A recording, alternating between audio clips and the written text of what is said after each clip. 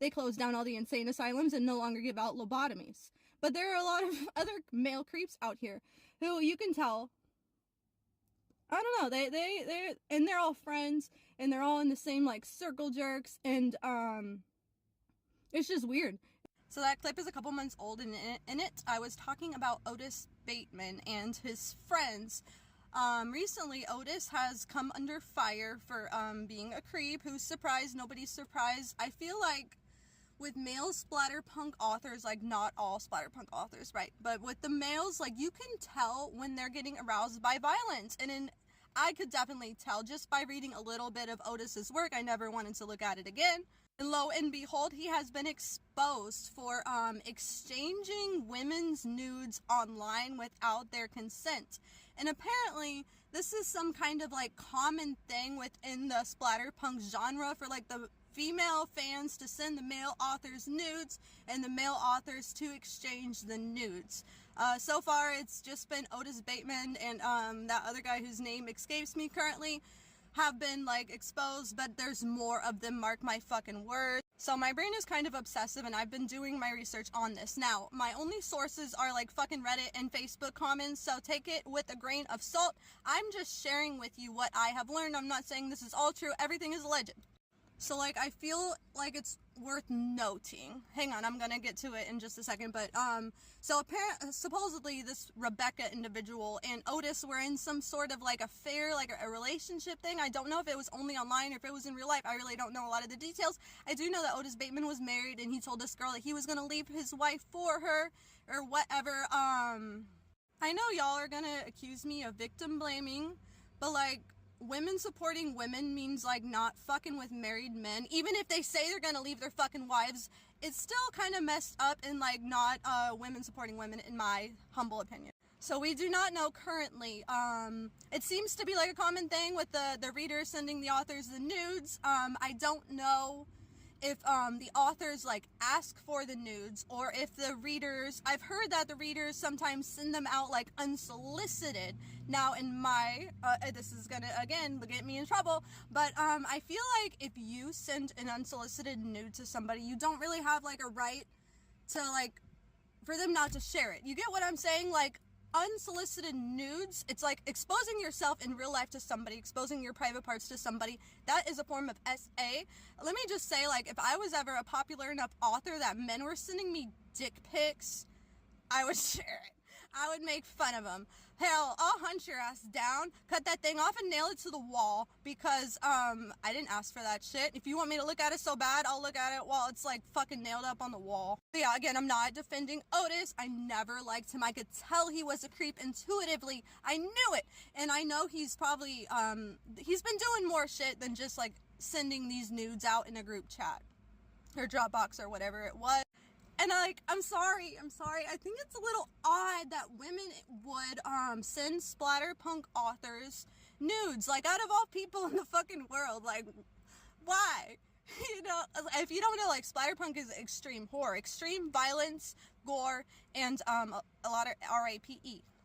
So, like, being a female in a male-dominated space, which is this genre, it's already, like, rough out here, you feel me? And I'm, like, socially awkward. You won't catch me interacting with any male authors now. I did ask my favorite author for a blurb once, and he never responded to me, and now I know why. Maybe if I sent him a nude, he would've. And I'm kidding. I wouldn't do that even if I was single. I am married, technically widowed, although I think my husband just faked his death, but that's another story for another day. Back to Mr. Master Bateman. I really appreciate how the community has, like, exiled him. His publisher has dropped him.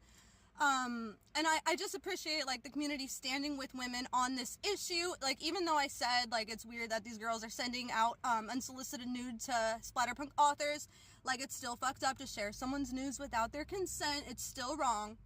So I was never a fan of this dude's work, so you won't catch me, like, talking about separating the art from the artist.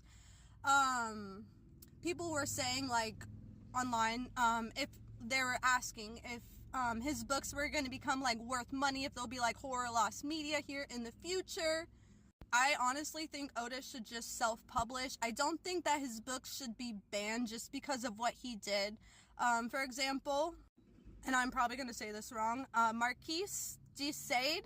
I don't know if I'm saying that right, but I do know that the word sadist came from this dude's name. Now, this dude wrote 400 Days of Sodom, or some amount of Days of Sodom, and that was like, I think it was like one of the first splatterpunk books. I could be wrong about that. And I do know that this Desai dude was doing fucked up shit in real life, just like our friend Mr. Master Bateman. So yeah, I don't believe in banning books. I believe in free speech. The one good thing about free speech is that someone can out themselves as a fucking weirdo. Like, wouldn't you rather know if somebody is holding resentment towards you? Like, that's the good thing about free speech, is like when someone tells you who they are, believe them. So, this isn't Otis's first time getting in a little bit of trouble. On Twitter, he has posted, like, videos of women committing suicide. He's had, like, pictures of real dead women printed in his books. He's apparently said in an interview that he watches CP and, death videos for inspiration. And I feel like if you have to, like, first of all, like, why isn't he in jail for admitting to that first part? And second of all, like, if you have to, like, watch that kind of shit for inspiration, then what the fuck are you even doing in the genre? Like, these stories should just come to you from, like, you know, the universe or some shit, okay? I've explained this in another video. Artists don't create stories out of nothing. They tune into a frequency and download their stories from another dimension. And clearly, Otis, like, doesn't have this power. He's not one of us. Something else about Otis Bateman that I thought was funny was that he had some kind of weird obsession with Chandler Morrison, and I can't really say much about that because, same. Also, while we're on the topic of problematic splatterpunk authors, fuck you, Matt, what's his name, Shaw, Matt Shaw, fuck you too. He's another creep, and I'm surprised the community hasn't exiled his ass too. I hope they do.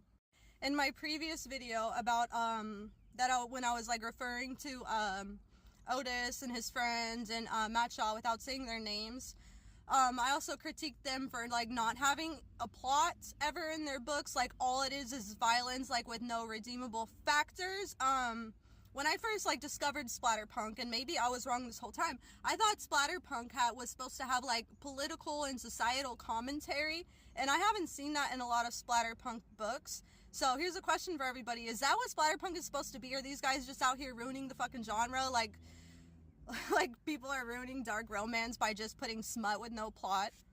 Like, is splatterpunk supposed to have political undertones? I think it is.